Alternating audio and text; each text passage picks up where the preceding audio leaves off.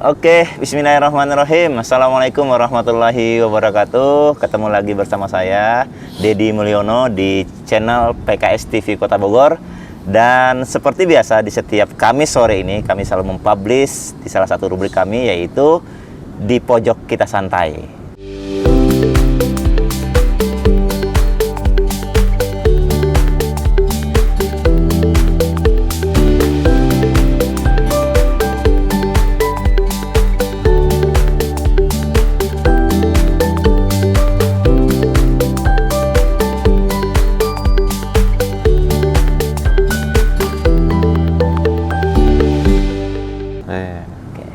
Dan di kesempatan kali ini, bintang tamu kita yang akan saya hadirkan untuk kita kenal lebih dekat, lebih dalam, yaitu Mas Eri Nugroho. Assalamualaikum. Waalaikumsalam warahmatullahi wabarakatuh. Mas Eri Nugroho ini adalah Ketua DPC Tanah Sareal di Kota Bogor. Nah, Alhamdulillah. apa kabar Mas Eri? Alhamdulillah sehat. Alhamdulillah sehat semua ya. Sehat, Dan di masa pandemi ini kita juga terus mendoakan agar pandemi ini tetap Amin.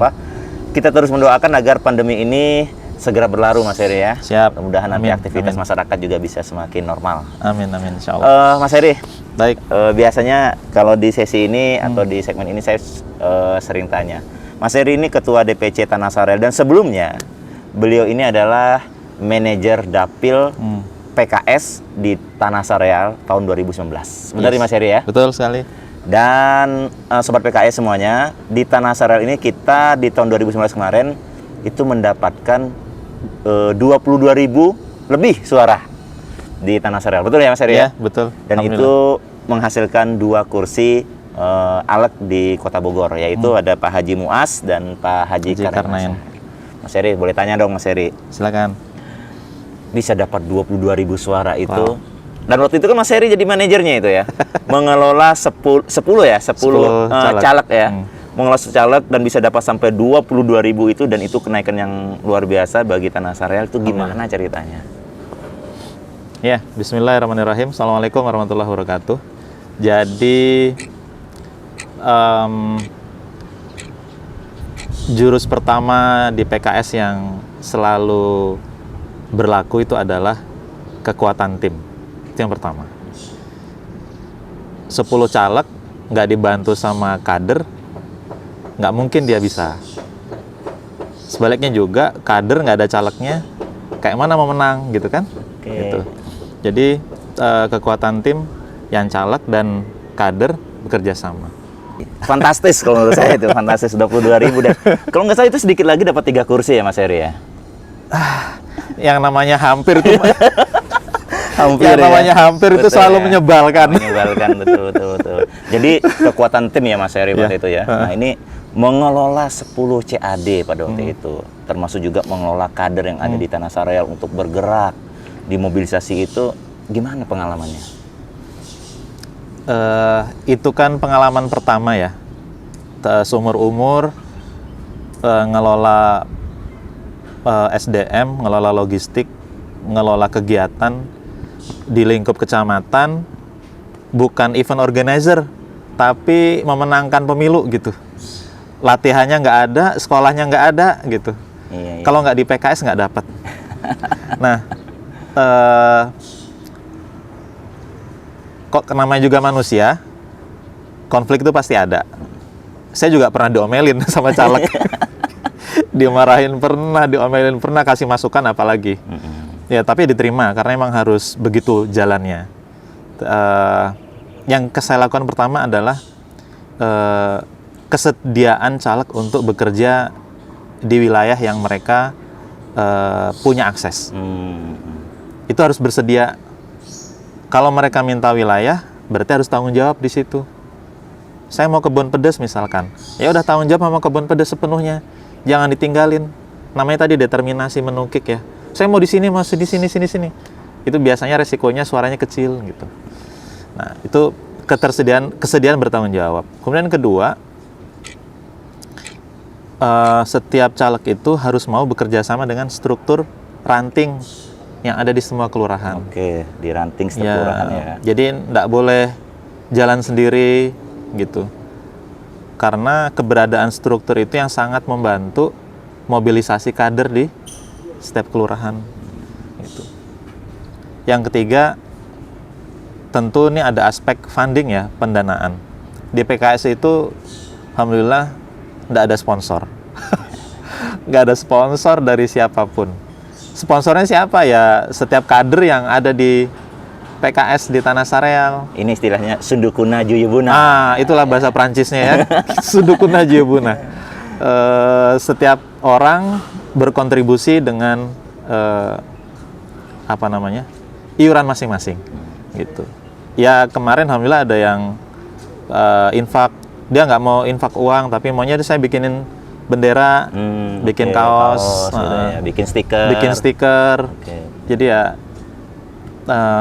calegnya sangat terbantu, dan tentu kader yang lain hanya bisa bergerak ya juga terbantu karena ada perlengkapan tadi. Kurang lebih seperti itu. Nih teman-teman, jadi manajer Dapil di 2019 dan pasca pemilu kemarin ada musyawarah cabang kan di seluruh DPC di Kota Bogor, dan Mas Heri ini di Desember 2019 kemarin diamanahkan sebagai ketua DPC Tanah Sareal. Naik jabatannya nih dari manajer menjadi ketua DPC nih ya. Mas Heri, ini kan udah setahun ya, ini kan udah setahun ketua DPC. Nah, gimana program-program DPC selama setahun terakhir ini atau mungkin nanti ke depan?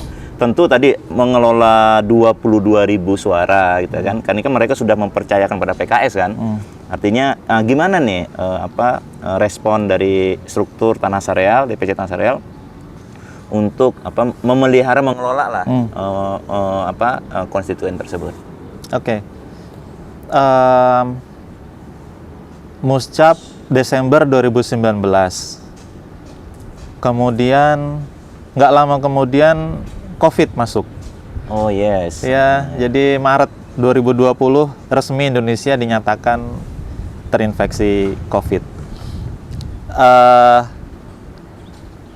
Jadi yang tadinya semangat itu bergelora luar biasa. Iya. Pokoknya udah bikin ada banyak, tiba-tiba ada kondisi pandemi, wabah nasional, nggak boleh ngapa-ngapain gitu kan, nggak bisa ngapa-ngapain akhirnya. Ya slow down akhirnya, semangat tadi slow down. Kemudian semua kader yang kita harapkan tadinya berkontribusi untuk mengelola 22.000 tadi itu, menjadi fokus pada kesehatan masing-masing, dan dampak ikutannya yaitu masalah ke ekonomi.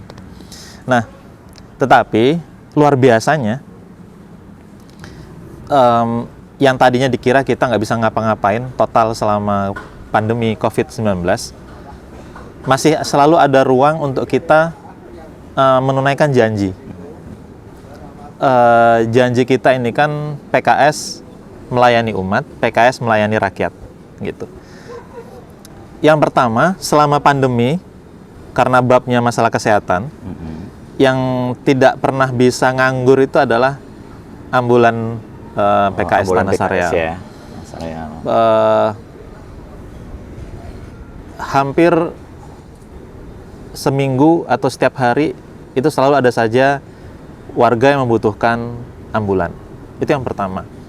Baik kebutuhan mereka untuk pemakaman jenazah keluarga ataupun kebutuhan untuk pergi ke fasilitas kesehatan, pengambilan swab atau rapid. Ya. Itu ambulan kita dilengkapi dengan petugas yang pakai APD.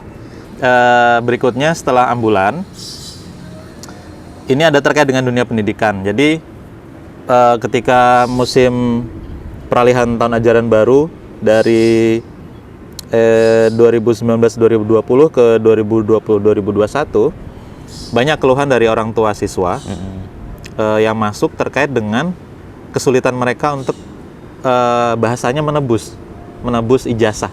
Oh iya, ini yang lagi rame ya memang kemarin ya Mas Heri. Betul. Jadi mereka kesulitan menebus ijazah anaknya. Setelah kita coba telusuri, kita tanya-tanya lebih jauh, ternyata memang kendala mereka adalah terkait dengan ketidakmampuan untuk membayar sejumlah biaya yang diperlukan untuk persyaratan mengambil ijazah di sekolah. Jadi semacam ada biaya-biaya di sekolah, administrasi, SPP atau bahkan ada juga tunggakan SPP, Tunggakan SPP. begitu, sehingga ijazah asli itu nggak bisa dikasih. Bagi sebagian orang tua nih kondisinya sulit, terutama bagi anaknya yang perlu untuk ngelamar kerja biasanya ya untuk kerja ya. Nah, alhamdulillah melalui 2 anggota dewan dari daerah pemilihan PKS Tanah Sareal, Haji Karnain dan Haji Muas, bisa diadvokasi untuk menebus ijazah. Kemarin ada dari seorang warga Gedung Badak, contoh ya, yang diceritakan oleh Ketua Ranting Gedung Badak, Pak Hari Santoso. Dia betapa bangganya bisa nebus ijazah anaknya SMK, dan kemudian nggak lama kemudian ijazah itu setelah diperoleh dipakai buat ngelamar kerja dan anaknya diterima kerja. Masya Allah, alhamdulillah. Luar biasa, bahagia betul. Dan proses itu nggak lama berjalan. Jadi alhamdulillah, kalau menurut bahasanya Pak Gubernur Aher, PKS di bab ijazah ini karaos gitu ya, dan kabuktos, kerasa dan terbukti, kira-kira gitu. Oke, berarti walaupun pandemi ini program PKS ini terus berjalan ya? Terus berjalan. Memang akhirnya bentuk-bentuknya yang nggak ada mobilisasi massa ya. Iya. Memang sih Begitu. PKS ini terkenal nih, inovatif sekali ya. Iya. Mau kondisi kayak gimana pun ya selalu ada ya, Selalu ada, yang alhamdulillah. bisa dikerjakan. Makanya ada lelucon PKS, partai kreatif sekali. Asik. Gitu katanya. Rajin. Mas Heri, Ya, Mas Heri ini kan ini ya, IPB ya? ya betul. IPB angkatan berapa sih Mas Heri? Saya angkatan 31 kalau di IPB. Angkatan 31 tahun masuknya 1994. 94. Kalau saya kan Iya. angkatan 38, masuknya tuh tahun 2001. Wah, ini senior saya nih. Senior Ya. saya yang luar biasa gitu ya. Alhamdulillah. Kalau istri Nah, apanya? kuliah di mana? IPB juga. IPB juga. Wah, ini cinta lokasi nih kan. Cerita dong. Gimana sih ketemu istri siapa? Mbak Rina ini ya? Iya, Mbak betul, Rina ini. Mbak Rina. Mbak Rina ini IPB juga, kalau nggak salah Faperta ya? Betul. Fakultas Pertanian Fakultas IPB, Pertanian. angkatan Dia 35. 35, 31, 35. Oh ya, oke, mantap Iya. ya. Gimana sih ceritanya? Cerita dikit dong. Jadi tahun menjelang wisuda, saya mengajukan izin untuk menikah ke orang tua. Orang tua nanya. Itu udah wisuda itu? Sebelum wisuda. Oh, sebelum wisuda. Sebelum wisuda, saya mengajukan izin nikah sama orang tua. Kata orang tua, emang kamu udah punya calon, Mas? Belum, Pak. Lah terus mau nikah sama siapa gitu? Ya, penting izin dulu, ngomong dulu, calonnya dicari berikutnya. Ya udah, sana cari dulu, nanti kalau udah ada kasih tahu Bapak sama Ibu. Orang tua kan waktu itu masih di Jambi, di Sumatera. Oke. Nah, saya cari. Nah, saya minta tolong sama seorang teman. Saya itu kan nggak pernah pacaran, komunikasi sama perempuan itu juga formal aja di kuliah, Ya. teman kuliah dan seterusnya. Wah, ini ciri khas kader PKR dulu nih kan begini. Kader PKR nih ya. Nggak pacaran, komunikasi sama perempuan atau akhwat sangat-sangat jarang gitu ya. Jarang, Oke. betul. Terus Nah, ya karena harus menikah itu harus ada perempuannya, ya saya cuma minta tolong cari sama teman perempuan. Kebetulan waktu itu ada teman seangkatan, anak fakultas pertanian. Kebetulan kosnya tinggal dekat kosan saya. Saya telepon di kosan dia. Assalamualaikum, punten teh, mau minta bantuan. Karena sudah akrab, sudah kenal baik. Mau minta bantuan. Saya pengen nikah, minta tolong dicarikan akhwat waktu itu. Nah, singkat cerita, kemudian ta'aruf lah kita. oke. Ta'aruf nih kayak cerita kayak ayat cinta itu ya. Ta'aruf itu perkenalan. Nah, itu bahasa Inggrisnya gitu kira-kira. Gitu. Nah, berkenalan. Waktu itu gayanya zaman itu ya, berkenalan itu nggak kayak di sinetron atau di film-film itu. Bertemu kayak gini, kemudian ada background musiknya dan seterusnya. Tapi waktu itu saya harus berjuang datengin dia tuh. Saya harus datengin dia ke Bojonggede. pakai motor. Pakai motor Bojonggede. Bojonggede pakai motor untuk datang berkenalan sama sang akhwat tadi. Saya masih ingat tuh pas datang ke rumah dia, ke rumah teman saya yang perempuan tadi, kenalannya, ta'arufnya. Oh, oke. Sajian pertama jajannya itu adalah sop jagung. Sop bubur jagung. Nah, itulah pokoknya Yes. ya. Nah. Memang suasana momen itu pasti melekat ya. Oh ya, Nggak bakal kelupaan gitu ya. enggak lah. Apalagi belum punya kerjaan kan waktu itu. Oh, belum punya kerjaan, Belum belum punya lulus kuliah, belum tapi lulus. berani untuk minta diproses pernikahan. Ya, bismillah aja Siap, waktu itu. Bismillah ya. Nah, itu dia. Tapi dulu Mbak Rina ininya itu udah lulus. Belum. Belum juga lulus. Dia belum lulus. Masih kuliah juga. Dia masih kuliah. Tahun itu berarti masih sedang menyusun draft skripsi. Pas pokoknya berani-berani. Nekat bener nih ya. Pas zaman itu. Iya, iya, iya. Alhamdulillah. Dan setelah proses ta'aruf itu, yang itu bagian dari proses yang nggak akan pernah dilupakan. Orang tua minta, orang tua sang calon minta saya untuk ketemu. Orang tuanya Mbak Rina kan ada di Semarang ya. Oke. Semarang. Jadi saya harus ke Semarang. Dan yang berkesan lagi, saya tahu memang ayahnya adalah tentara Angkatan Darat. Oh. Tentara Angkatan Darat. Saya kira disuruh ketemunya di rumah. Sowan gitu ya. Mas, kamu dari mana? Udah sampai Semarang, Pak? Saya nggak ada di rumah ya. Temuin saya di markas. Ya Allah ya Rabbi.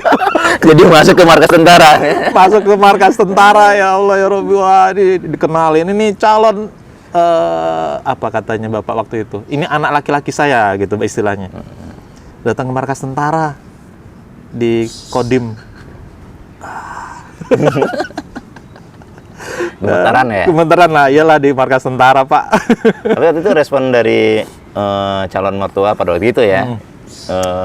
Alhamdulillah bagus Bapak. Bapak tahu setelah saya sampaikan saya belum bekerja, tapi sudah berusaha untuk mencari pekerjaan. Oke, Bapak enggak ada masalah. Yang penting kamu tanggung jawab dengan apa yang kamu rencanakan sekarang, gitu kata Bapak. Mas cerita, beliau yang cerita panjang gitu. Sampai akhirnya pada satu kisah, beberapa kisah tuh akhirnya kami sama-sama menangis tuh. Nggak ngerti saya juga. Gitu. Ya Cun ini akhirnya ya. Ada apa? Chemistry-nya udah Chemistry-nya terbangun, nyambung. kedekatan terbangun. Luar biasa. Nah, ini salah satu proses. Maksudnya ini hikmahnya, proses yang yang baik gitu ya. Alhamdulillah tuh ada berkahnya. Betul. Ketemu sama calon mertua pada waktu itu yang ternyata juga baik gitu kan. Dan alhamdulillah. Mas Heri sekarang udah punya anak berapa sih, Mas Heri? Sudah 4. 4 ya.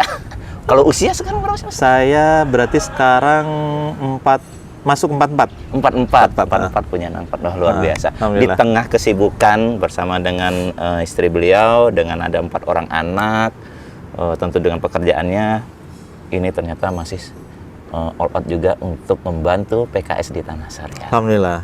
Luar biasa ya Mas Heri ya. Dan ke depan kan target PKS ini tinggi. Kita ada perhelatan wali kota nanti di 2023 mungkin, atau juga nanti di pemilu ya, di 2024. Wali kota insya Allah akan kita rebut. Amin. Ya, untuk kader terbaik PKS kita kan, apalagi sekarang PKS sebagai partai pemenang kan dengan 10 kursi.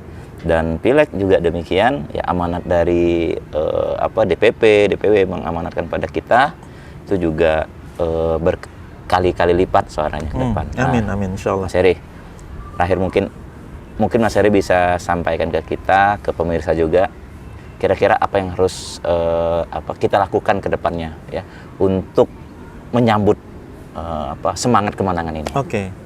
Baik. Yang penting pertama adalah kita ini PKS sebagaimana proses lahirnya, kemudian amal soleh yang sering dilakukan, itu adalah terus tetap menjaga melayani masyarakat. Kalau kata Habib Salim, Ketua Majelis Syura PKS, kalau orang itu sudah disentuh hatinya, udah deh dia nggak akan kemana-mana begitu.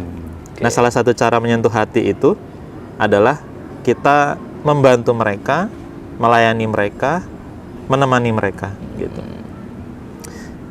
Itu yang pertama. Karena memang kata kuncinya PKS kan itu ya.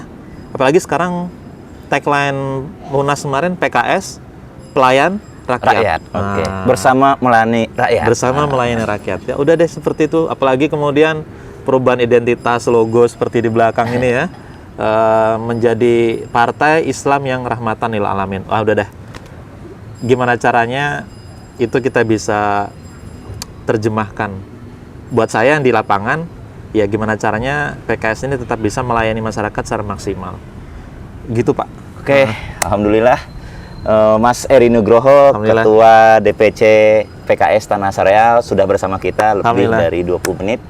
Dan bagi teman-teman semuanya, stay tune terus di channel PKS Kota Bogor. Dan jika channel ini bermanfaat, jangan lupa di like, di subscribe, dan pencet tombol loncengnya supaya nanti tidak ketinggalan informasi-informasi yang akan kami berikan. Terima kasih, ketemu lagi di kesempatan berikutnya. Assalamualaikum warahmatullahi wabarakatuh. Waalaikumsalam warahmatullahi wabarakatuh. Makasih Mas Eri ya. Sama-sama, alhamdulillah.